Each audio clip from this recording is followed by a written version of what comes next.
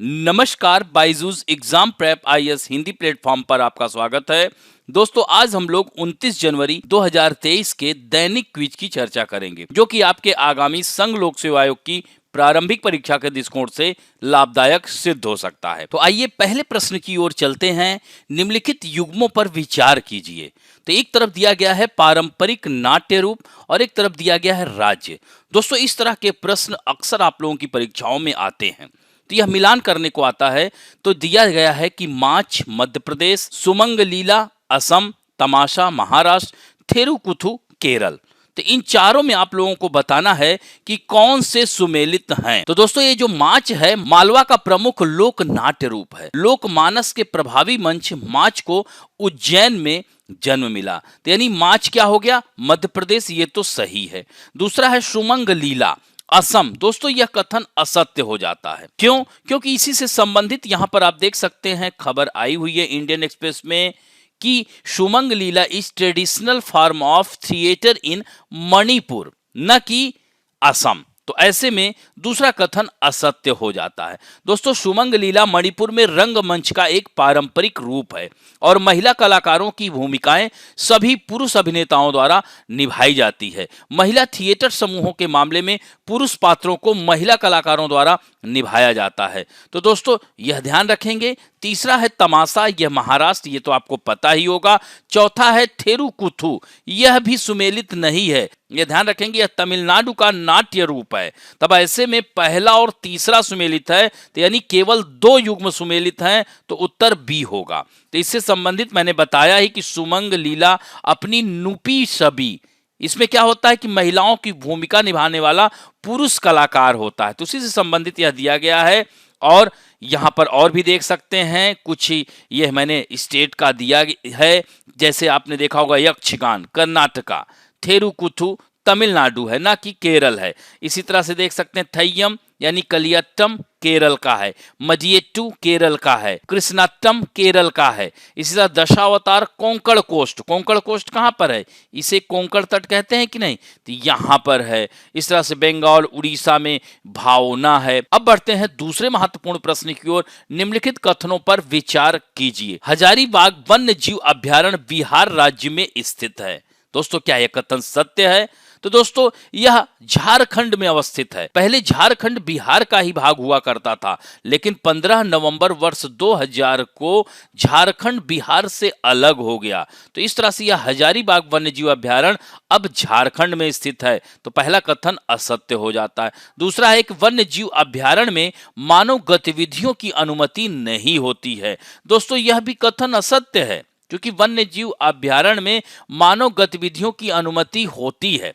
यानी राष्ट्रीय उद्यान और वन्य जीव अभ्यारण्य में अंतर की अगर हम बात करें तो राष्ट्रीय उद्यान में जानवरों जैसे कि गाय, बकरी, भैंस, भेड़ आदि को आप नहीं चरा सकते, जबकि वन्य जीव अभ्यारण्य में कुछ समय के लिए इन्हें चरा सकते हैं। दोस्तों, वन्य जीव अभ्यारण्य को राष्ट्रीय उद्यान में बदला जा सकता है, लेकिन राष्ट्रीय उद्यान को वन्य जीव अभ्यारण्य में नहीं बदला जा सकता। वन्य जीव अभ्यारण्य में लकड़ी आदि को लेने के लिए गांव के लोग जा सकते हैं, जबकि राष्ट्रीय उद्यान में नहीं जा सकते। यानी ह्यूमन एक्टिविटीज पूरी तरह से प्रभावित होती हैं, किसमें? नेशनल पार्क में, ना कि वाइल्ड लाइफ सेंचुरी में। तो इस तरह से दूसरा कथन भी असत्य हो जाता है। अतः उत्तर क्या होगा? डी होगा। इनमें से कोई भी नहीं सही है। इससे संबंधित द हिंदू में आई हुई खबर है। यहां पर आप देख सकते हैं कि Hazaribagh wild life sanctuary is a classic example of the empty forest syndrome. तो दोस्तों, यह कभी बाघों का आशियाना हुआ करता था, अब यह खाली जंगल सिंड्रोम रह गया है।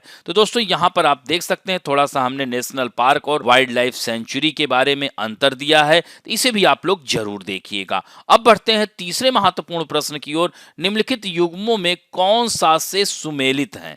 तो एक तरफ दिया गया है लड़ाकू विमान और संबंधित मूल देश, जहां से यह लिया गया है, जहां की तकनीकी हम लोग इसमें प्रयोग करते हैं। तो मिराज 2000 रूस दिया गया है, सुखोई 30 फ्रांस दिया गया है, सेप कैट जगुआर यूनाइटेड किंगडम दिया गया है। तो दोस्तों, इसमें जो देखा जाए तो केवल 3 सुमेलित है, यानी जगुआर यूनाइटेड किंगडम का है। दोस्तों याद रखिएगा, मिराज 2000 फ्रांस द्वारा निर्मित विमान है। इसे राइफल फाइटर जेट बनाने वाली कंपनी ने ही निर्मित किया है। यह 47 फीट लंबा और 7500 किलो वजनी है। ये दोस्तों यह 2000 किलोमीटर प्रति घंटा की स्पीड से उड़ान भर सकता है और यह अपने साथ 13,800 किलोग्राम गोला बारूद लेकर उड़ान भरने में सक्षम है। दोस्तों यह चौथी पीढ़ी का मल्टी रोल फाइटर है। दोस्तों कारगिल युद्ध में इस विमान ने अहम भूमिका निभाई थी। दूसरा है सुखोई 30। दोस्तों यह भी याद रखेंगे कि फ्रांस से संबंधित नहीं, ये रूस से संबंधित है। तो इस तरह से यह दोनों कथन असत्य हो जाते हैं। और दोस्तों यह विमान काफी अपग्रेड किया जा चुका है। इसमें दुनिया की सबसे खतरनाक सुपरसोनिक क्रूज मिसाइल ब्रह्मोस दागने की क्षमता है। यह आधुनिक रडार सिस्टम कॉकपिट सिस्टम है। इसका निर्माण हिंदुस्तान एरोनॉटिक लिमिटेड ने किया। यानी सुखोई 30 को याद रखेंगे, सुखोई 30 को दोनों से संबंधित है, यानी रूस और भारत का हिंदुस्तान एरोनॉटिक लिमिटेड मिलकर बनाया था। तो इस तरह से पहला दूसरा गलत कथन गलत हो जाता है। केवल 3 है, अतः उत्तर बी होगा। इससे संबंधित इंडियन एक्सप्रेस में आई हुई खबर है कि यहां पर आप लोग देख सकते हैं कि मध्य प्रदेश के मुरैना में अभ्यास के दौरान दुर्घटनाग्रस्त हुआ मिराज 2000 और सुखोई 30 MKI फाइटर जेट। दोस्तों भारत के सबसे ताकतवर विमानों में इनकी गणना होती है। पाकिस्तान के बालाकोट में की गई सर्जिकल स्ट्राइक में भी मिराज 2000 लड़ाकू विमान के जरिए ही की गई थी। तो दोस्तों इस तरह से ये दोनों विमान टकराने की वजह से एक पायलट की मृत्यु भी हो गई है। तो दोस्तों यहाँ पर आप लोग देख सकते हैं, हमने कुछ पॉइंट दिए हैं, जैसे Tejas light combat aircraft manufactured by India, Rafale fighter manufactured by France, also Mirage 2000 ध्यान रखेंगे, and Sukhoi 30 fighter aircraft manufactured by Russia. तो ये भी ध्यान रखेंगे। अब बढ़ते हैं चौथे प्रश्न की ओर। राजस्थान में देश में सबसे ज्यादा बकरी की आबादी है। दोस्तों यह कथन एकदम सत्य है।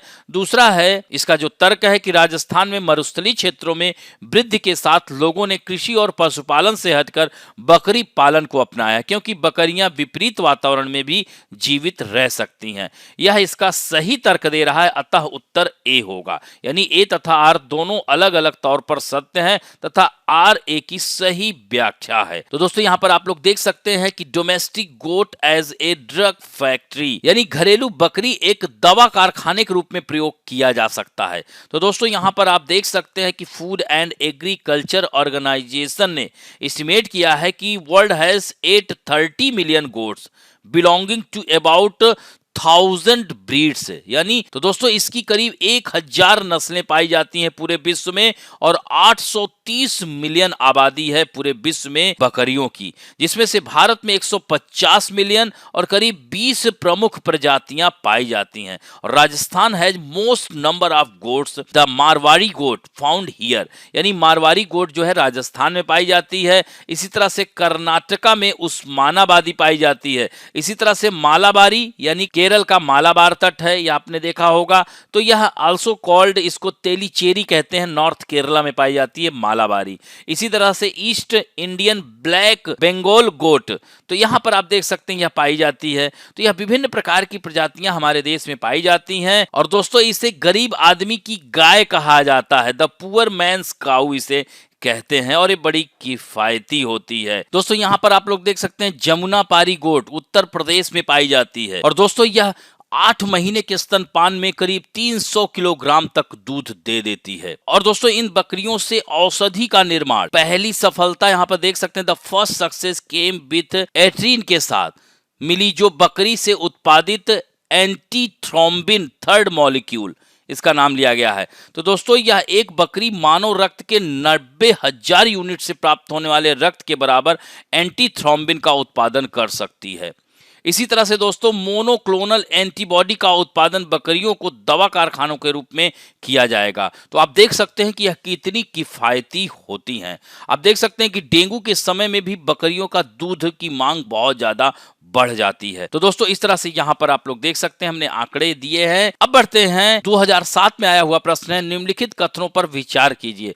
भारत में लाल पांडा प्राकृतिक रूप से पश्चिमी हिमालय में ही पाया जाता है। अब देखिए ये कह दिया में ही पाया जाता है, तो ऐसे में ये कथन असत्य हो जाता है। भारत में स्लो लोरिस उत्तर पूर्व के घने जंगलों में पाई जाती हैं। दोस्तों यह कथन तो सत्य है, तो इसमें क्या होगा, केवल 2 यानी उत्तर बी होगा। तो यहां पर आप देख सकते हैं यह लाल पांडा है जो कि नेपाल, उत्तर पूर्वी भारत, चीन, भूटान के पहाड़ों में पाया जाता है। वहीं स्लो लोरिस जो है उत्तर पूर्व के घने जंगलों, आसाम के घने जंगलों में रहता है। तो दोस्तों यह स्लो लोरिस जो है दक्षिण पूर्व एशिया और सीमावर्ती क्षेत्रों, पश्चिम में बांग्लादेश और पूर्वोत्तर भारत से लेकर पूर्व में फिलीपींस के सुलू द्वीप समूह तक और उत्तर में चीन में यूनान प्रांत से लेकर दक्षिण में जावा के द्वीप तक यह पाए जाते हैं। तो यह भी ध्यान रखेंगे। और आज के फैक्ट ऑफ द डे में हम बात करेंगे T+1 निपटान चक्र। तो दोस्तों घरेलू शेयर बाजार यानी 27 जनवरी से एक नए दौर में प्रवेश कर जाएगा।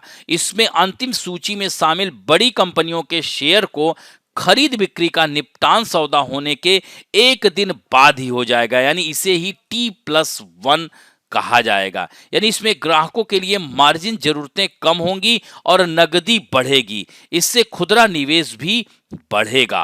तो दोस्तों यहां पर आप देख सकते हैं कि शीर्ष सूचीबद्ध कंपनियां T+1 निपटान चक्र शुरू करने वाला चीन के बाद अब भारत दुनिया का दूसरा देश बन गया है।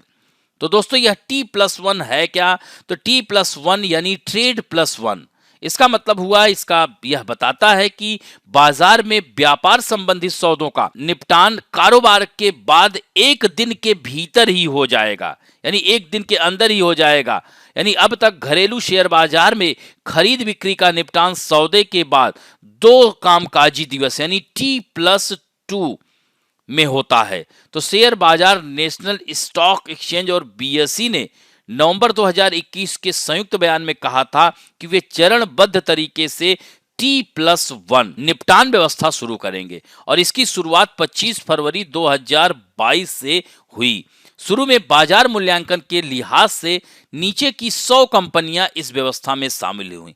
उसके बाद बाजार पूंजीकरण मानदंड के आधार पर 500 शेयरों को मार्च के अंतिम शुक्रवार को शामिल किया गया। उसके बाद हर महीने अन्य शेयरों को भी शामिल किया जाता रहा और इस तरह से घरेलू बाजार में 27 जनवरी से इक्विटी नगद खंड में सभी कारोबार अब T+1 आधार पर होगा, यानी सौदे के एक दिन के भीतर उसका निपटान हो जाएगा।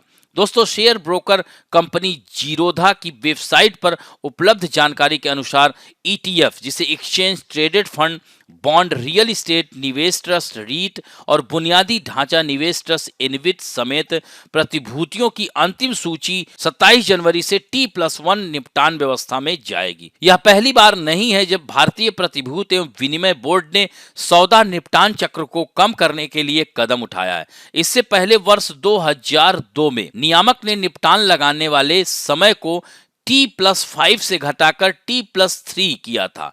फिर 2003 में इसे कम कर T+2 कर दिया गया। तो बाजार विशेषज्ञों का यही मानना है कि T+1 निपटान व्यवस्था से नकदी के लिए अतिरिक्त दिन का इंतजार नहीं करना होगा और इस तरह से दुनिया भर में ज्यादातर बाजार T+2 आधार पर कार्य करते हैं। तो T+1 निपटान व्यवस्था से देश इस मामले में अमेरिका से भी आगे हो जाएगा और दोस्तों यह काफी महत्वपूर्ण कदम है। भारत के वित्तीय परिवेश में एक और उपलब्धि है और यह बदलाव निश्चित रूप से नकदी का चलान बढ़ाएगा। यह सभी पक्षों यानी निर्गम जारी करने वाले निवेशकों और मध्यस्थों के लिए काफी सकारात्मक है। दोस्तों इस व्यवस्था से मार्जिन जरूरत कम होगी और नकदी बढ़ेगी, जिससे खुदरा निवेश भी बढ़ेगा। तो यह काफी महत्वपूर्ण कदम है सरकार के द्वारा उठाया गया और इससे हमारी अर्थव्यवस्था को भी लाभ मिलेगा। दोस्तों आज के लिए आप लोगों के लिए पहला प्रश्न है कि राउफ, गिद्दा, बिहू और कथकली किन किन राज्यों के लोक नृत्य हैं। दूसरा महत्वपूर्ण प्रश्न है कि भारत में सबसे अधिक राष्ट्रीय उद्यान किस राज्य में अवस्थित है। तो इन दोनों प्रश्नों के उत्तर आप लोग जरूर दीजिएगा। आशा करता हूं कि आज का वीडियो आप लोगों को अच्छा लगेगा। यदि अच्छा लगे तो प्लीज लाइक, शेयर, सब्सक्राइब और बेल आइकन दबाना ना भूलें। धन्यवाद।